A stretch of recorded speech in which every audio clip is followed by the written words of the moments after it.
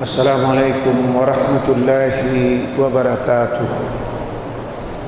الحمد لله رب العالمين والصلاة والسلام على سيد المرسلين وعلى آله وأصحابه أجمعين. أعوذ بالله من الشيطان الرجيم. بسم الله الرحمن الرحيم. اقرأ باسم ربك الذي خلق الإنسان من علق.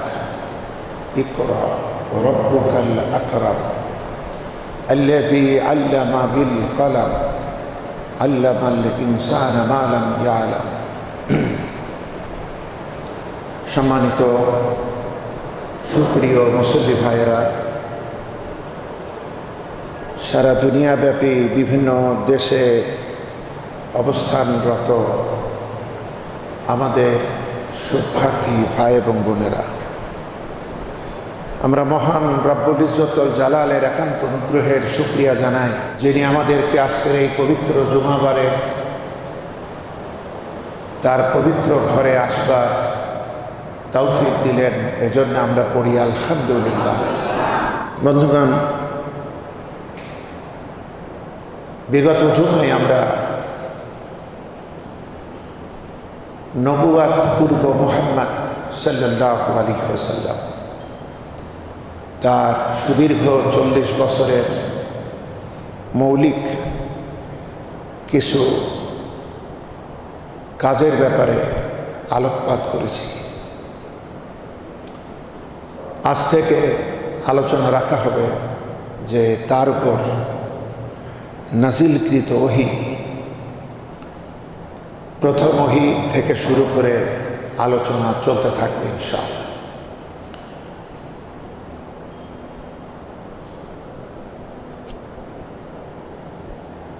আমরা জানি রাসূলের নবুয়ত লাভের পর তার জীবনটা কোরআন কেন্দ্রিক,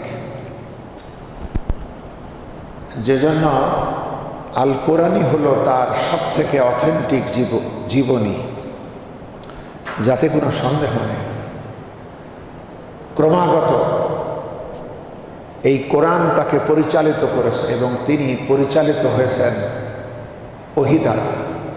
সেই ওহীর সমষ্টিকেই বলে আল কোরআন। এজন্য কোরআনে কারীম হচ্ছে তার সবথেকে বিশুদ্ধ জীবনী।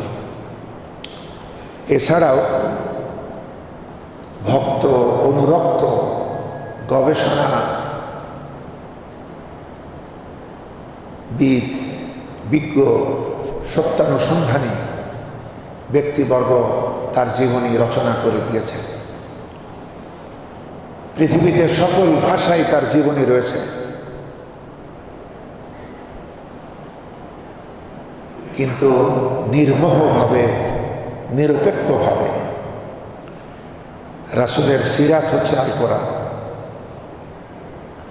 আম্মাজান হযরত আয়েশা সিদ্দিকা রাদিয়াল্লাহু তাআলা আনহাকে প্রশ্ন করা হয়েছিল যে, আম্মা, আমরা তো হুজুরের কাছে নিয়মিত থাকতে পারি না, আপনি তো রাতে দিনে সর্বদাই তার কাছে থাকেন, আপনি মেহেরবানি করে আমাদেরকে বলুন হুজুরের চরিত্রটা কি। তখন আম্মাজান হযরত আয়েশা সিদ্দিকা রাদিয়াল্লাহু তাআলা আনহা বলেছিলেন, তোমরা কোরআন পড়নি? তারা বলেছিল হ্যাঁ। তখন তিনি বলেছিলেন, কানা খুলুকুহুল কোরআন, কোরআনই তো তার চরিত্র। সেজন্য এটাই তার জীবনী এবং এটাই অথেন্টিক, বিশুদ্ধ। তা আমরা জানি মহানবীর জীবনকালের সাথে সম্পর্কিত করে কোরআনে কারীমের সূরাগুলোকে দুটি ভাগে বিভক্ত করা হয়েছে। এক ধরনের সূরাকে বলে মাক্কি সূরা, আরেক ধরনের সূরাকে বলে মাদানী সূরা। মাক্কি সূরার মধ্যে আল্লাহ পাকের অস্তিত্ব, তাওহীদ এবং তার ক্ষমতা, তার বড়ত্ব, তার এককত্ব, তিনি যে অদ্বিতীয়, এছাড়াও নবীদের মিশন, রিসালাত আর এই পৃথিবীর জীবনী সব নয়, আরেকটি মহাকাল রয়েছে, যে সময়টা ফুরাবে না, সেই আখেরাত নিয়ে মাক্কি সূরাতে আলোচনা করা হয়েছে। মাদানী সূরাতে আলোচনা করা হয়েছে এই তাওহীদ, রিসালাত ও আখিরাতের ভিত্তিতে আল্লাহ পাক কি ধরনের ব্যক্তি গঠন চান, পরিবার গঠন চান, সমাজ গঠন চান, রাষ্ট্র কি ধরনের আদর্শে পরিচালিত হোক চান, মহাবিশ্ব কিভাবে গঠিত হোক চান, তার এই ডিজাইন, তার এই বিষয়গুলা, তার এই কর্মসূচি, নির্দেশনা রয়েছে মাদানী সূরার মধ্যে। এখন এই দুটি ভাগ আমরা জানি। এরপরে গবেষকরা, যারা দ্বীনের ময়দানে পরীক্ষিত ব্যক্তিবর্গ পরবর্তীতে এসেছেন, তারা রাসূলের মাক্কি জিন্দেগিকেও 4 ভাগে ভাগ করেছেন। মনে রাখবেন, 4 ভাগে ভাগ করেছেন। রাসূলের প্রতি মক্কাবাসীর আচরণের ভিত্তিতে 4 ভাগে ভাগ করা হয়েছে। একটি ভাগ হলো প্রথম 3 বছর, আরেকটি ভাগ পরবর্তী 2 বছর,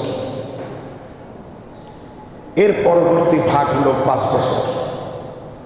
এই 3, 2, 5, 10 হলো। এরপর আর 3 বছর। এই 13 বছরকে 4 ভাগে ভাগ করা হয়েছে। তার জন্মস্থান এই মক্কাবাসী, তার নবুয়তের পরে তার সঙ্গে এবং তার যে মিশন, সেই মিশনের সাথে এবং তার সাথীদের সাথে, সাহাবীদের সাথে এই 4 রকমের ব্যবহার করেছিল। এদিক থেকে 3, 2, 5, 3 এই 13 বছরকে 4 ভাগে বিভক্ত করা হয়েছে। আজকে আমরা মৌলিকভাবে প্রথম 3 বছর নিয়ে আলোচনা রাখতে চাই ইনশাআল্লাহ। বন্ধুগণ, মাক্কি জিন্দেগিতে রাসূলুল্লাহ হিসাবে তিনি যখন কাজ শুরু করলেন, ওহী দিয়েই শুরু হলো প্রথম। এবং এই সময়টাকে বলা হয়েছে যে গোপন দাওয়াতের বছর। এই 3টা বছর এই কাজটা হয়েছে আন্ডারগ্রাউন্ড ওয়ার্কিং, খুবই গোপনে। সব থেকে নিকটবর্তী বিশ্বস্ত মানুষগুলাকে দ্বীনের দিকে টেনে আনা হয়েছে, তাদেরকে দাওয়াত দেওয়া হয়েছে এবং চেষ্টা করা হয়েছে কোনোভাবেই এই দাওয়াতের খবর এই নিকটজন, স্বজন, আপনজন, আপন থেকে আপন যারা বন্ধু, এদের বাইরে যেন না যেতে পারে, গোপনীয়তা রক্ষা করা হয়েছে। কারণ কোন মিশনের সাফল্যের জন্য প্রথম কাজ হলো লোক তৈরি করা। আমরা আমাদের দেশে দেখি যে আদর্শের কথা আমরা জাতিকে বলতে চাই, সেই আদর্শের উপরে প্র্যাকটিসিং সদস্য তৈরি না করেই আমরা একটা ঘোষণা দিয়ে দিই, অমুক দল আপনারা যোগ দেন, যে জন্য কদিন পর দেখা যায় সেই দলটির অবস্থা একটা বেবি ট্যাক্সি মার্কা দল অথবা রিক্সা মার্কা দল। সভাপতিরে পাওয়া যায়, টাকা যে তোলে তারে পাওয়া যায়, আর সেক্রেটারিকে পাওয়া যায়, আর বাকিগুলোর নাম বিশেষ কেউ জানে না। এইভাবে আহামরি অনেক দল তৈরি হয়, কিন্তু যখন কোনো আদর্শিক দল বিকশিত হয়, তার প্রথম কাজ হলো ব্যক্তি গঠন। প্রত্যেকটা ব্যক্তিকে আলাদা করে তৈরি করতে হবে। প্রতিটি ব্যক্তিকে জানতে হবে আমার আদর্শটা কি, আমি কোনটার পতাকাবাহী, কি মিশন, কি আদর্শ কায়েমের দায়িত্ব নিয়ে আমি পৃথিবীতে এলাম। সেই আদর্শের পূর্ণ প্রতিচ্ছবি হয়ে নিজেকে তৈরি করতে হয়। যে জন্য সব থেকে মাক্কি জিন্দেগির এই 13 বছরে, এই প্রথম 3 বছরে সব থেকে বেশি সূরা নাজিল হয়েছে। সুবহানাল্লাহ। এ সময় আহামরি ব্যস্ততা বাইরে রাখা হয়নি যে নিজেকে গড়ে তোলো। তুমি যে তাওহীদের দাওয়াত দিবে, তুমি যে আখিরাতের কথা বলবে, তুমি যে রিসালাতের দিকে ডাকবে, আগে এই রঙে তুমি নিজেকে রঙিন করো, যাতে তোমার কথার পরিপূর্ণ বাস্তব রূপ তোমার চরিত্রে যেন অন্যরা দেখতে পায়। যেজন্য এই প্রথম 3 বছরে 28টি সূরা নাজিল হয়েছে। সুবহানাল্লাহ, মাক্কি জিন্দেগীর 28টি সূরা এই সময়ে নাজিল হয়েছে। আচ্ছা, এজন্য আমরা যারা দাওয়াতে দ্বীনের ময়দানে কাজ করতে চাই, তাদের প্রাথমিক প্রস্তুতির জন্য এই 28টি সূরা জেনে বুঝে মানার মতো চরিত্র, মানসিকতা, চেতনা গঠন করতে হবে। আন্দাজে দ্বীনের দাওয়াত দিয়ে লাভ হবে না, কারণ এই দ্বীন এমন, এই দ্বীন ইসলাম প্রথমে চাই তুমি যা বলবে তা তুমি সবার আগে মানবে। এটা না হলে আমরা বাহ্যিকতার দিক থেকে মুসলিম হিসাবে পরিচিত হলেও আমরা আসলে হয়ে পড়ব মুনাফিক। আল্লাহ আমাদেরকে এই মুনাফিকে থেকে রক্ষা করুন, আমরা বলি আমিন। বন্ধুগণ, আমরা গত জুমায় শুনেছি মহানবী হেরা গুহাতে ধ্যানমগ্ন হতেন, আল্লাহকে স্মরণ করতেন। যতটুকু তিনি জানতেন আল্লাহর সাথে তাদের পরিচয় আগে থেকেই ছিল, এমনকি যারা পরে দুশ্মন হলো তাদেরও ছিল। কারণ যে জন্য তারা কাবাকে বলতো বাইতুল্লাহ। রাসূলের পিতার নাম আব্দুল্লাহ, এ নাম কি রাসূলুল্লাহ দিয়েছেন? ছেলে কি পাপের নাম দিয়েছে নাকি? না, ওই কুফরিতে লিপ্ত দাদারা চাচারাই দিয়েছে আব্দুল্লাহ।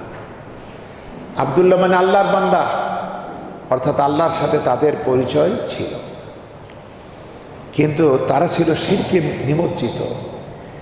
ইসলাম এসে বলেছে আল্লাহর একত্বের কথা, শিরক মুক্ত ইবাদত হতে হবে। তারা শিরক সহকারে আল্লাহর ইবাদত করত মন গড়া ভাবে।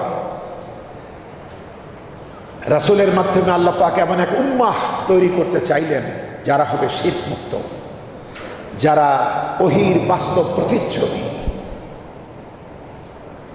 এই তো পার্থক্য তাদের। বন্ধুগণ, তিনি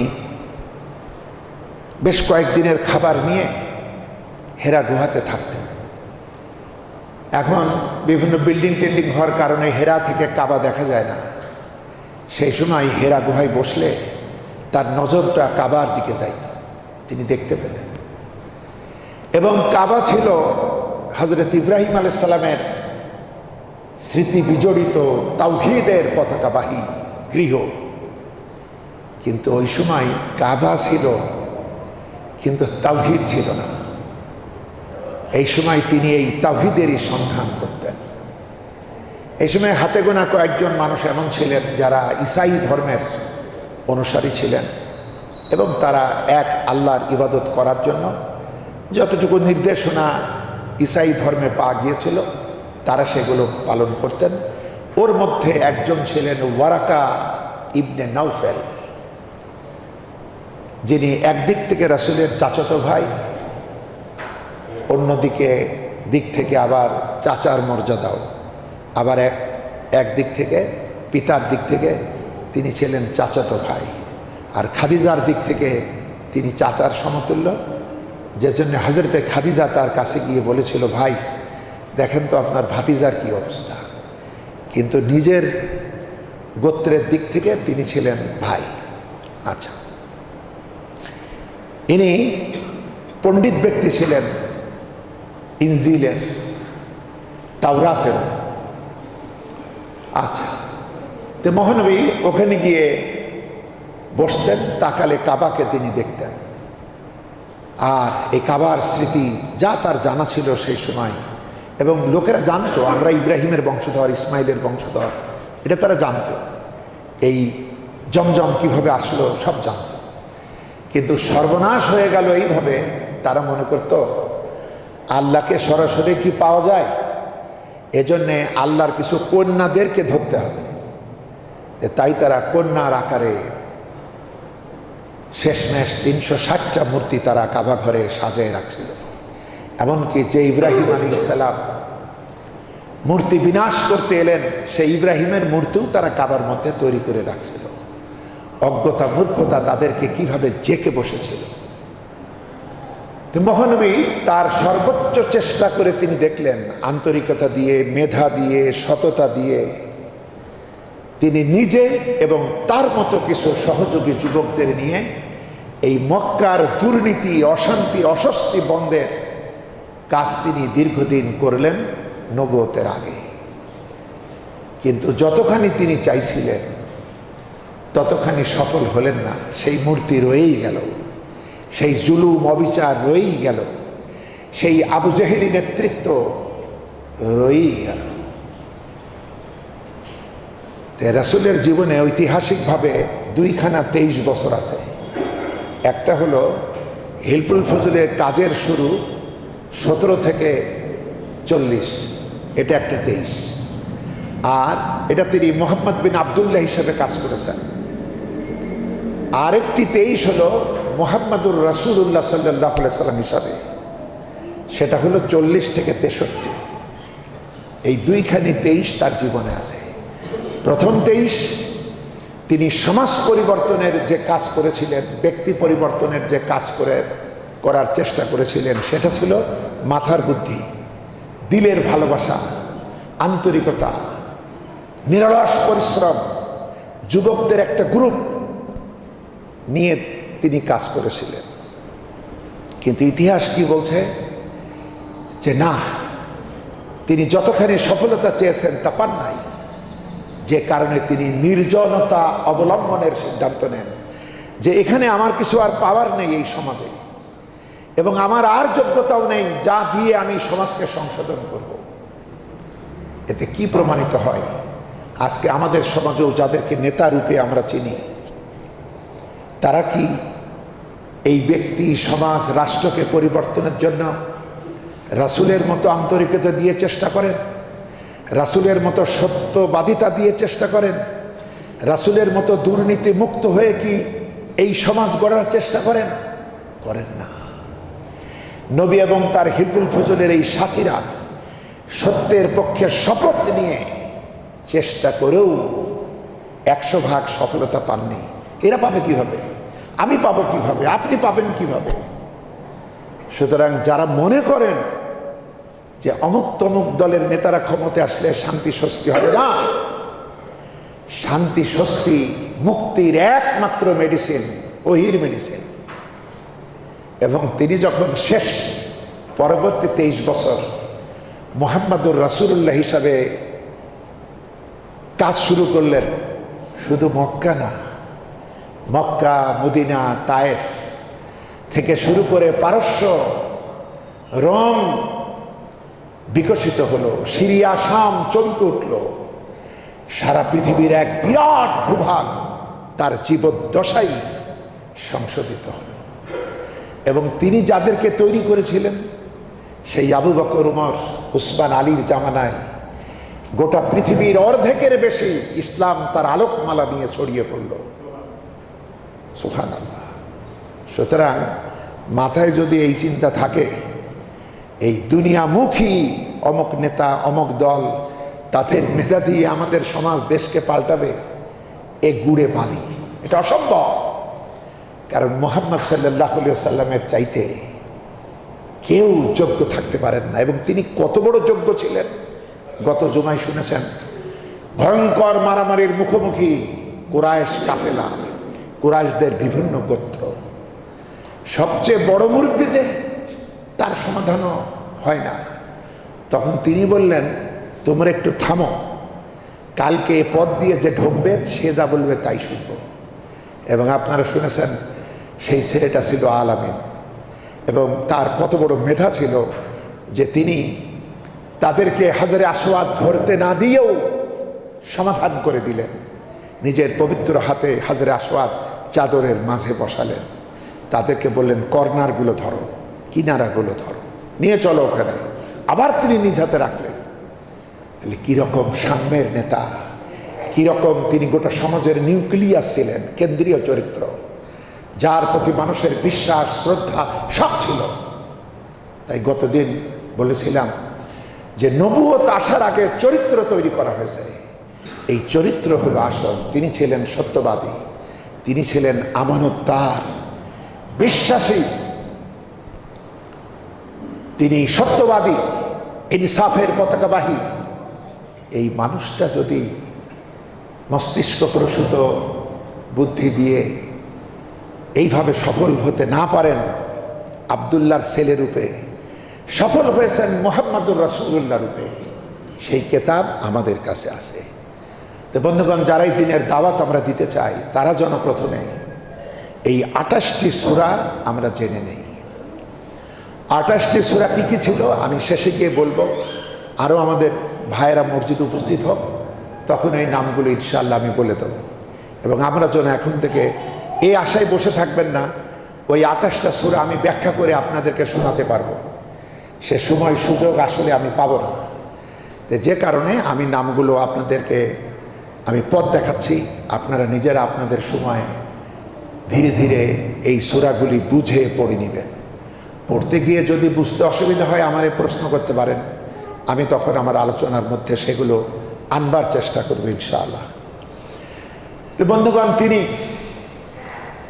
একটা সময় পূর্ণ হলো, 40 বছর পার হচ্ছে, এরকম এক পবিত্র রজনীতে, যেটা আমরা লাইলাতুল কদর মনে করতে পারি সেই সময়। যেহেতু আল্লাহ পাক ভিন্ন প্রসঙ্গ বলেছেন, আমি কোরআন নাজিল করেছি শাহরু রমাদান আল্লাযী উনজিলা ফীহিল কোরআন, রমাদান মাসে কোরআন অবতীর্ণ হয়েছে। আর রাতটার ব্যাপারে বলা হয়েছে ইন্না আনজালনাহু ফী লাইলাতিল কদর, আমি কদরের রাতে কোরআন নাজিল করেছি। সুতরাং রাত মহিমান্বিত রজনী ছিল। তিনি বসেছিলেন তার মতো করে ধ্যানে, ভাবছিলেন কি করে এই জাতি, তার রক্তের ভিতরে এই জাতির প্রতি একটা প্রেরণা কাজ করত। মানুষ মানুষ হবে না কেন? মানুষ কেন জানোয়ারের চাইতে অধম হবে? তাই তিনি ভাবতেন। এরপরে হঠাৎ করেই তার সামনে উদয় হলো এক আগন্তুক। তিনি এসে বলছেন, পড়ো, ইকরা। তিনি বলছেন, আমি তো পড়তে পারি না। তিনি তাকে চেপে ধরলেন, বললেন, পড়ো, ইকরা। তিনি বলছেন, আমি তো পড়তে জানি না। আবার তিনি চেপে ধরলেন। প্রত্যেকটা চাপই ছিল বেদনাদায়ক। এতে মনে হয় যে প্রথম ওহীটা বোধ হয় লিখিত আকারে এসেছিল, এটা একটা মানে। কারণ তাকে বলতে বললে তিনি তো বলতেই পারবেন, যে লেখাপড়া জানে না, সেও তো যে ওই ভাষাই জানে না, তাকে যদি বলা হয় আমি বলছি তুমি বলো, বলা তো যাই। তিনি বারবার এটা বলছেন কেন? আমি পড়তে পারি না। তার কারণ মনে করা হয় প্রথম ওহীটা লিখিত আকারে এসছে। এরপরে হযরত জিবরিল আমিন আলাইহিস সালাম তিনি তাকে জানালেন সূরাতুল আলাক, কোরআনে কারীমের 96 নম্বর সূরা, এর প্রথম 5টি আয়াত এই প্রথম দিন নাজিল হলো। ইকরা বিসমি রাব্বিকাল্লাযী খলাক, খলাকাল ইনসানা মিন আলাক, ইকরা ওয়া রাব্বুকাল আকরাম। পড়ো, তোমার রবের নামে পড়ো। এই রবটাকে এটা রাসূল জানতেন। ওই যে বললাম, আল্লাহ নামের সাথে তাদের পরিচয় ছিল। তারা জানে আমার লালন পালনকারী, আমার স্রষ্টা সব কিছুই হচ্ছেন আল্লাহ পাক। কিন্তু দুনিয়ার জীবনে ওই রবের হুকুম মানতে হবে, ধর্মীয় আনুষ্ঠানিকতার বাইরে এটা তারা মানতে পারত না। তারা মনে করতো ধর্মীয় কিছু আনুষ্ঠানিকতা ওই প্রভুর কথা মতো মানব, এবং নিজেদের কিছু মন গড়া ধর্মীয় নেতাদের অনেক কথা ঢুকায় তারা মনে করতো আল্লাহর সামনে দাঁড়াবো, আল্লাহর সাথে লজ্জা কিসের। তাই তারা কাবা তফ করত উলঙ্গ হয়ে, জন্মের পোশাক নিয়ে, প্রথম জন্মদিনের পোশাক পরে, তার মানে ন্যাংটা হয়ে। এখানে কিছু মন গড়া জিনিস ঢুকাই দিছিল। কিছু কুরবানি তারা করত, কুরবানি করার পরে রক্ত গোশত কাবার দরজায় রেখে দিত, প্রভু এটাকে গ্রহণ করবে বলে। এভাবে এক একটা কাজের সাথে এক একটা নোংরামি, অপবিত্রতা, অজ্ঞতা, বিভ্রান্তি মিশে ছিল। তো মহানবীকে বলা হলো পড়তে, এবং বলা হলো কি, পড়ো তোমার রবের নামে যিনি তোমাদেরকে সৃষ্টি করেছেন। এসব কুল কায়নাত সব তিনি সৃষ্টি করেছেন। খলাকাল ইনসানা মিন আলাক, যিনি আলাক থেকে তোমাদেরকে সৃষ্টি করেছেন। আলাকের বিভিন্ন মানে আছে, রক্তপিণ্ড, মাংসপিণ্ড, ঝুলন্ত কিছু, এভাবে বেশ কিছু অর্থ আছে। আলাক থেকে তিনি তোমাদেরকে তৈরি করেছেন। ইকরা রাব্বুকাল আকরাম, পড়ো সেই রবের নামে যিনি বড্ড মেহেরবান, বড্ড রহমতওয়ালা, মেহেরবান যিনি, তার নামে পড়ো, শেখো। এই পড়ার মাধ্যমে একটি সভ্যতার জন্ম দেওয়া হবে, সুতরাং করতে হবে। এই ছোট্ট একটা কথা, ইকরা পড়ো, এইটা একটা উম্মার জন্ম দিয়েছে, এটা একটি চিরন্তন ইসলামী সভ্যতার জন্ম দিয়েছে, এই ছোট্ট শব্দটি। এরপরে বলা হলো আল্লাযী আল্লামা বিল কলম আল্লামাল ইনসানা মা লাম ইয়ালাম, যিনি তোমাদেরকে শিখিয়েছেন কলমের সাহায্যে। এই কলমও সাক্ষ্য দেবে, কলম বড় জিনিস। এই কলম না থাকলে আমরা বহু কিছু হারিয়ে ফেলতাম। এটা আল্লাহর একটা বিরাট নেয়ামত। তিনি বলছেন শিখিয়েছেন কলম দিয়ে। কলম দিয়েই শিখতে হয়, লিখতে হয়, পড়তে হয়, শিখতে হয়। এই কলম না থাকলে আমরা আমাদের ঘর বাড়ি হারিয়ে ফেলতাম, জমি জায়গা হারিয়ে ফেলতাম, সাক্ষ্য উল্টোপাল্টা করে ফেলতাম। সুতরাং কলম একটা পবিত্র জিনিস, এই কলমের হক আদায় করতে হবে। কলম দিয়ে তিনি আমাদেরকে মিথ্যা বলতে শেখাননি, সঠতা, প্রবঞ্চনা, অপবাদ দেওয়া এগুলো করা যাবে না। এগুলো কলম থেকে, কলমের অপব্যবহার, এই কাজের জন্য আমাদেরকে ভয়ঙ্কর গুনাহ ভাগীদার হতে হবে এবং জবাবদিহি করতে হবে। কোনো মিথ্যা ছড়ানো যাবে না। আজকে মিডিয়া নিয়ে বহু কথা উঠছে, কিভাবে তারা তিলকে তাল বলে, কিভাবে তালকে তিল বানায়, কিভাবে মানুষের মর্যাদাহানি করে, কিভাবে গুরুত্ববহ খবরগুলাকে তারা চেপে যায়। সুতরাং কলমের কারণে বড় বিপদে পড়ে যেতে হবে, ইহকালেও পরকালেও। আল্লাহ বলছেন, শোনো, আমি কলম দিয়ে শিখাইছি। আর কি শিখাইছি? এমন জ্ঞান তোমাদেরকে দিছি যা তোমরা আগে জানতে না। এটাই তো বিজ্ঞান, এটাই তো বিজ্ঞান। আজকে আমরা যেটা জানি আমার বাপ দাদারা জানতেন না। আপনি কোনো মতেই আপনার দাদাকে বিশ্বাস করাতে পারবেন না যে দাদা, মানে আমি মুরব্বীদের কথা বলছি, তাদের দাদা, যে দাদা হঠাৎ দেখলাম আকাশ দিয়ে লোহার একটা গাড়ি উড়ে গেল, এটা বিশ্বাস করাই সম্ভব না। ঠিক এইভাবে আরো কত নভোচারী, আরো কত কিছু বিশ্বাস করাই সম্ভব না। কিন্তু আমরা এগুলো চোখে দেখছি। আজকে AI দিয়ে বিজ্ঞানের এমন বিষয় আমরা দেখছি, আমরা অনেকে চিন্তা করতাম এত কিছু লেখা হবে কি করে। আপনি তাই দেখেন, সেকেন্ডের ভিতরে শত শত হাজারো মানুষের চাহিদা পূরণ করছে AI। আপনি চাচ্ছেন ধর্ম নিয়ে জানতে, বলছে। কেউ চাচ্ছে বিজ্ঞান নিয়ে জানতে, তখনই লিখে দিচ্ছে। কেউ চাচ্ছে দর্শন দিয়ে কোনো কিছুর অনুসন্ধান, খবর। সারা বিশ্বে আজকের এই বিষয়ে কি কি খবর বের হয়েছে, সেখান থেকে আপনি হয়তো একটা এডিটোরিয়াল কমেন্টস লিখবেন, একটা সুন্দরভাবে একটা উপসম্পাদকীয় কলাম লিখবেন, সম্পাদকীয় কলাম লিখবেন, আপনাকে মুহূর্তের মধ্যে হাজির করে দিচ্ছে। এটার আবিষ্কার তো করেছে মানুষে, যার নিজেরই কিছু হুঁশ থাকে না। আর আল্লাহ কি করতে পারেন? ফেরেশতারা যে মুহূর্তের মধ্যে চলে আসছে, যেটা আলোর গতি কিচ্ছু না। এমন আলোর গতি সেকেন্ডে 1,86,000 মাইল। মহাকাশে এবং গ্রহ, উপগ্রহ বা তারকা যেসব এমনও আছে, এই গতিতে আলো পৃথিবীর দিকে আসছে কিন্তু পৌঁছাই নাই, চলে গেল লক্ষ বছর, চলে গেল কোটি বছর। অথচ ফেরেশতা যখন প্রয়োজন তখনই চলে আসছে। এই টেকনোলজি তো আর আমাদের কাছে নেই, সুতরাং আমরা এটা ভাবতেও পারি না। তা আল্লাহ পাক অন্য জায়গায় বলছেন, আমি মানুষকে কতটুকু জ্ঞান দিছি, ওয়ামা উতীতুম মিনাল ইলমি ইল্লা কলিলা, সামান্যতম জ্ঞান আল্লাহ তোমাদেরকে দিয়েছেন। তো বন্ধুগণ, সুতরাং আমাদেরকে জ্ঞানের দিকে উদ্বুদ্ধ করা হলো, পড়তে বলা হলো, যেহেতু সভ্যতার কারিগর হবে তোমরা, তোমাদেরকে নেতৃত্ব দিতে পারতে হবে। সুতরাং ভয় পাওয়ার কিছু নেই, তোমার রব তো বড্ড মেহেরবান, তার উপরে ভরসা করে কাজ শুরু করো।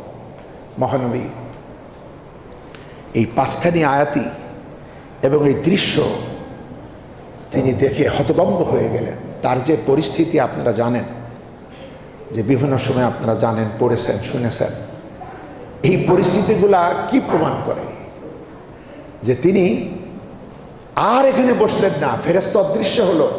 তিনি ভয়ে কাঁপতে কাঁপতে, হাদিসে সহিহ আল বুখারীতে এসছে, তার ঘাড়ের মাংসপেশি পর্যন্ত কাঁপতেছিল, এত ভয় পাচ্ছিলেন তিনি। তিনি জনগণের কারো কাছে যান নাই, বন্ধুদের কাছে যান নাই, তিনি গিয়েছেন তার একান্ত জীবন সঙ্গিনী হযরতে খাদিজা রাদিয়াল্লাহু তাআলা আনহা, যিনি ওই সময় তাহেরা বলে পরিচিত ছিলেন। একজন আলামিন, একজন সাদিক, আর একজন হলো পবিত্রা। তিনি তার কাছে গেলেন। কত বিশ্বাস, কত ভালোবাসা, কত প্রেম, কত দাম্পত্য বন্ধন, কেমন জীবনের এই অবিস্মরণীয় ভয়াবহ অভিজ্ঞতার মুখোমুখি হয়ে তিনি শিহরিত হয়ে কোনো ডাক্তারের কাছে যান নাই, কবিরাজের কাছে যান নাই, কারো কাছে না, তিনি গেলেন স্ত্রীর কাছে। গিয়ে ভয়ার্থভাবে বলছেন, সহিহ আল বুখারীতে বেশ কয়েক জায়গায় এই হাদিসটা এসছে। তিনি বলছেন যে আমাকে চাদর কম্বল এইসব দিয়ে আমাকে আবৃত করো, আমাকে ঢেকে দাও, আমি আমার জীবন সম্পর্কে বড্ড আশঙ্কিত, আমি মনে হয় বাঁচব না, আমার এটা কি হলো। বন্ধুগণ, এই অবস্থাগুলো মাথায় রাখেন, এগুলো কি প্রমাণ করে। এরপরে তাকে ঢেকে দেওয়া হলো। ধীরে ধীরে তার কথাগুলি হযরতে খাদিজা শুনলেন, তিনি স্বাভাবিক হলেন। এরপরে আদর্শ স্ত্রীর যে কাজ তিনি সেটাই করলেন। বিগত 40 বছরের চরিত্র আজকের এই সাক্ষ্য হিসাবে হযরতে খাদিজা তার সামনে আনলেন। ওয়াল্লাহি, আল্লাহর কসম, আপনি মোটেও চিন্তান্বিত হবেন না, আপনাকে আল্লাহ কখনো অপমান করবেন না। আপনি তো ইন্নাকা লাতাসিলুর রাহিমা ওয়া তাসদিকুল হাদিসা ওয়া তাহমিলুল কাল্লা ওয়া তাকসিবুল মাদুমা ওয়া তাকরিদ দাঈফা ওয়া তুইনু ওয়ালা নওয়াইবিল হক। আপনি একটু চিন্তা করবেন না, আপনিও তো আত্মীয়তার হক আদায় করেন। তার 40 বছরের সবকিছু স্ত্রী সামনে আছে তাকে সাহসী করার জন্য। আপনি সদা সত্য কথা বলেন, আপনি অসহায়ের বোঝা হালকা করে দেন, নিঃস্ব হতদরিদ্র মানুষকে আপনি নিজে কামাই করে তাকে সহযোগিতা করেন, আপনি মেহমানদারি করেন। ভিন্ন আরেক বর্ণনা এসছে, আপনি আমানতদারি করেন, আমানতদারিতায় আপনি বিশ্বস্ত, বিখ্যাত। আর শেষ কথা কি, যারা সত্যের পতাকাবাহী তাদের সহযোগিতায়, তাদের পাশে আপনি পাহাড়ের মতো দাঁড়িয়ে থাকেন। আপনার মতো এত ভালো মানুষকে কখনো শয়তান ক্ষতি করতে পারে? আল্লাহ কখনো আপনাকে বিভ্রান্ত করবেন না। আমরা অনেকে মনে করি নবুয়ত শুধু মর্যাদা, না, নবুয়ত এক মহা দায়িত্বের নাম। বিগত দিনে তারা এই আমানত বহন করানো হয়েছে। বিশ্বাসের আমানত, মানুষের সম্পদের আমানত, নেতৃত্বের আমানত, ওয়াদার আমানত, মানুষের কল্যাণকর কাজে তিনি লেগে থেকে এই আমানত, সমাজের আমানত তিনি রক্ষা করে আজকে এমন আমানত দেয়া হচ্ছে। ভিন্ন জায়গায় আল্লাহ বলছেন, আমি এই আমানতকে পাহাড়ের উপরে অবতীর্ণ করতে চেয়েছিলাম, কিন্তু তারা অস্বীকার করেছে, মানুষ তা বহন করেছে। এই আমানত আজকে গোটা বিশ্ব মানবতার সব থেকে শ্রেষ্ঠ ব্যক্তির ঘাড়ে চাপায় দেওয়া হচ্ছে, যিনি বিগত 40 বছরে এই আমানতদারিতার পরীক্ষা দিয়েছেন। এবং তিনি গেলেন। বন্ধুগণ, রাসূল যদি ওই গুহায় নবী হওয়ার ধান্দায় বসে থাকতেন, তাহলে যে ঘটনাগুলো আমরা দেখছি এমন হতো না। তিনি যদি নবী হবেন এই আশায় একদিনের চিন্তাও তার মাথায় থাকতো, তাহলে এরকম চমকে ওঠার কথা না। তিনি তো আরো খুশি হবেন যে আজকে অন্তত আমার ধ্যান কবুল হয়েছে, আসো জিবরাইল। তিনি জিবরাইলকে জড়িয়ে ধরবেন। কিন্তু একটা মানুষ যে একদিনও ভাবেনি, কল্পনায়ও আসেনি, সেই মানুষটা এই রকম দৃশ্যের মুখোমুখি হলে যে ধরনের কম্পমান অবস্থা হয় সেটাই হয়েছিল। এবং রাসূলুল্লাহ বুঝার আগেই খাদিজা বুঝেছে। রাসূলুল্লাহ তো তটস্থ, সন্ত্রস্ত, বিপদগ্রস্ত, প্রচন্ড টেনশন। খাদিজা বুঝেছে যে এই মানুষটারই তো ওই রকম হওয়া দরকার। এরপরে তাকে সেই পণ্ডিত ব্যক্তি ওয়ারাকা বিন নওফলের কাছে নিয়ে গেলেন। ওরাকা শোনা মাত্রই, ওরাকা জ্ঞানবৃদ্ধ, বয়োবৃদ্ধ, রাসূলুল্লাহকে ছোটবেলা থেকে চেনেন। তিনি একটু সন্দেহ করেননি, একথা বলেননি কি নাকি দেখছো, এসো একটু ঝাড়ফুঁক করে দেই, কি নাকি জিন ভূত দেখছো, এটা বলেননি। শোনা মাত্র তিনি বুঝেছেন এই চরিত্রের মানুষই সেই মানুষ হবে যে মানুষটির সুসংবাদ তাওরাতে এসেছে, ইনজিলে এসেছে, সমস্ত নবীরা যার সুসংবাদ দিয়েছে। ইয়াতি মিন বাদি ইসমুহু আহমদ, আমার পরে একজন আসবে যার নাম হবে আহমদ। এ তো সেই মানুষ। তাই ওরাকা আনন্দে চিৎকার দিয়ে বলেছে, আহা, এ তো সেই নামুস। তাওরাতের পরিভাষায় জিবরাইলকে নামুস বলা হতো। তো তিনি বলছেন এ তো সেই নামুস যে হযরতে মুসার উপর অবতীর্ণ হয়েছে।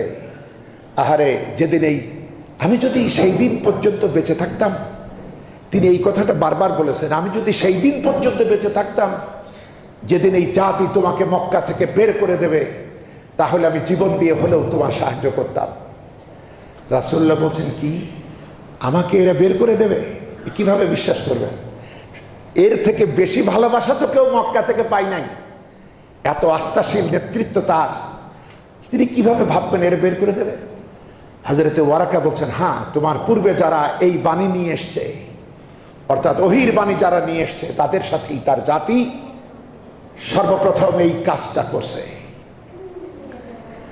তো বন্ধুগণ, রাসূল পাকের দায়িত্ব হলো, প্রথম ওহীর পর পরবর্তী ওহী আসতে দেরি হলো। তিনি অস্থির হয়ে পড়তেন, বিমর্ষ বদনে হাঁটতেন যে কি হলো। নানা রকম চিন্তা হতো যে প্রভু কি আমাকে পরিত্যাগ করলো, নাকি আমার কোনো ভুল হয়ে গেল। তিনি খুবই ব্যথিত হতেন, প্রচন্ড বিরহ তিনি অনুভব করতেন। কখনো কখনো পাহাড়ের শীর্ষে উঠে পড়তেন এবং মনে হতো আমি লাফ দিয়ে মরে যাই। ঠিক তখনই একটা সাউন্ড পেতেন, দেখতেন আকাশ ও জমিনের মাঝখানে একটা সুন্দর চেয়ারে ওই সেই ফেরেশতা যে দেখা দিয়েছিল, সে দিগন্ত প্রসারিত ভাবে সে চেয়ারে বসে বলছে, হে মুহাম্মদ, নিঃসন্দেহে আপনি আল্লাহর রাসূল আর আমি জিবরাইল। রাসূলুল্লাহ খুব শান্তি পেতেন। তারপর তিনি আবার ফিরে আসতেন। আবার একদিন, কারণ এই ওহী তো তার ধারণ করতে হবে, তার তো সহ্য করে নিতে হবে, এজন্য একটা সময় হলো আসল ঔষধ। এরপর একদিন আবার তেনার খুব মন খারাপ, হঠাৎ তাকিয়ে দেখছেন সেই ব্যক্তি আকাশ জমিন ব্যাপী চেয়ারে বসে আছে এবং রাসূলুল্লাহ চমকে উঠেছেন। তখন তাকে বলেছে যে নিঃসন্দেহে আপনি আল্লাহর রাসূল আর আমি জিবরাইল। ভয়ে আবার এসে খাদিজার কাছে এসে কম্বল মুড়ি দিয়ে শুয়ে আছে। তখন দ্বিতীয় ওহী ৭খানা আয়াতে কারিমা নাজিল হলো, সূরা মুদ্দাসসির।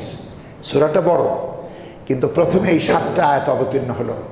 ইয়া আইয়ুহাল মুদ্দাসসির কুম ফাআনজির ওয়া রাব্বাকা ফাকাব্বির ওয়া সিয়াবাকা তাহহির ওয়ার রুজজা ফাহজুর ওয়ালা তামনুন তাস্তাকসির ওয়া লিরাব্বিকা ফাসবির। এই ৭খানি আয়াত অবতীর্ণ হলো। ও কম্বল মুড়ি দিয়ে শুয়ে আসো, যে শুয়ে থাকলে তো হবে না। প্রথম ওহীতে তিনি নবী হয়েছেন, দ্বিতীয় ওহীতে তিনি রাসূলের দায়িত্ব পেয়েছেন। ওঠো, মানবতাকে সতর্ক করো, নিজে পবিত্রতা অবলম্বন করো, নিজের পোশাক আশাককে পবিত্র করো, আর সব ধরনের নাপাকি থেকে দূরে থাকো, তোমার রবের বড়ত্ব বর্ণনা করো। বন্ধুগণ, দায়িত্বের প্রথম দিনই বলা হয়েছে রবের বড়ত্ব বর্ণনা করো, অর্থাৎ আল্লাহু আকবার।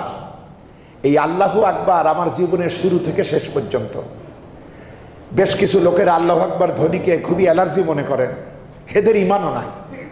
অথচ আল্লাহু আকবার রাসূলকে এই ওহীতে বলা হচ্ছে যে তোমার রবের বরত্ব ঘোষণা করো, আল্লাহু আকবার। আমরা যখন জন্মাই আমাদের কোলে নিয়ে প্রথম আল্লাহু আকবার দিয়ে আজান শোনানো হয়।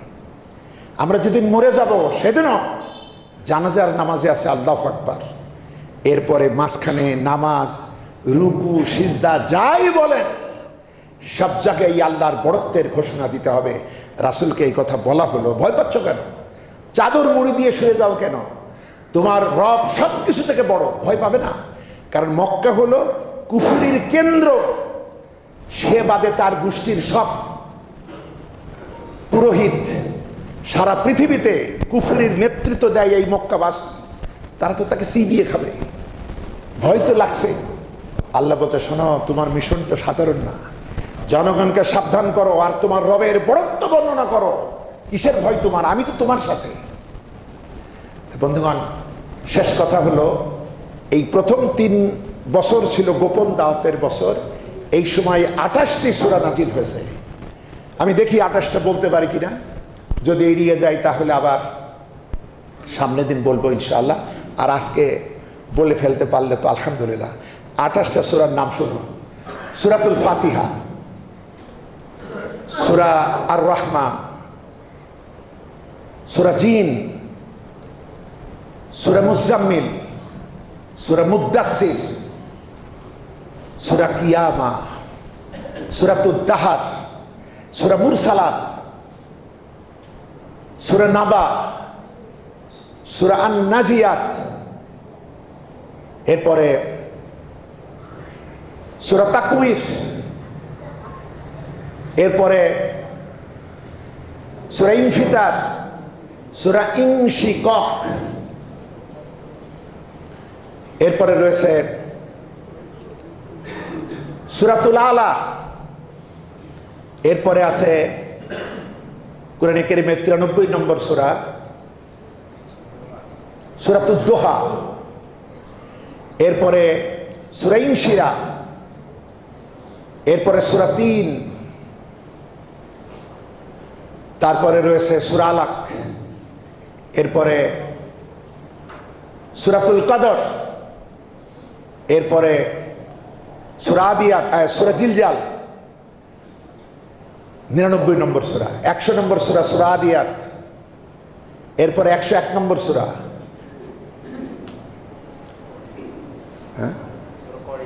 সূরা করিয়া, এরপরে 102 নম্বর সূরা সূরা তাকাসুর, এরপরে রয়েছে সূরাতুল আসর, সূরা হুমাজা, তারপরে সূরা ফিল, সূরা কুরাইশ এবং সূরা ইখলাস। এবং এই 28টি সূরার মধ্যে সূরা মুদ্দাসসিরের 7টা আয়াত, সূরা মুজাম্মিলের শুধু প্রথম অংশ। এই 28টি সূরা দিয়ে তাদেরকে প্রশিক্ষিত করা হলো যে সভ্যতার পতাকাবাহী তারা হবে এবং গোটা দুনিয়াকে তারা আহ্বান করবে। এই দায়িত্ব দিয়ে তৈরি হলো। এবং এই 3 বছরে যে কজন মানুষ রাসূলের কালেমার দাওয়াত গোপনে গ্রহণ করলেন তাদের সর্বমোট সংখ্যা হলো 133 জন। আর প্রথম প্রাথমিকভাবে 4 জন, এই 4 জন যোগ করেই 129-এর সাথে 4 যোগ করে 133 জন। হযরতে খাদিজা, হযরতে আলী, হযরতে যায়েদ এবং হযরত আবু বকর রাদিয়াল্লাহু তাআলা আনহুম, এই 4 জন ছিল প্রথম দিককার মুসলিম। আল্লাহ পাক আমাদেরকে কোরআন কেন্দ্রিক সহিহ সুন্নাহ অনুযায়ী আমাদেরকে রাসূলের সিরাত বুঝে আমল করার তৌফিক দিন। আমরা বলি আমিন। আসসালামু আলাইকুম ওয়া রাহমাতুল্লাহি ওয়া বারাকাতুহু।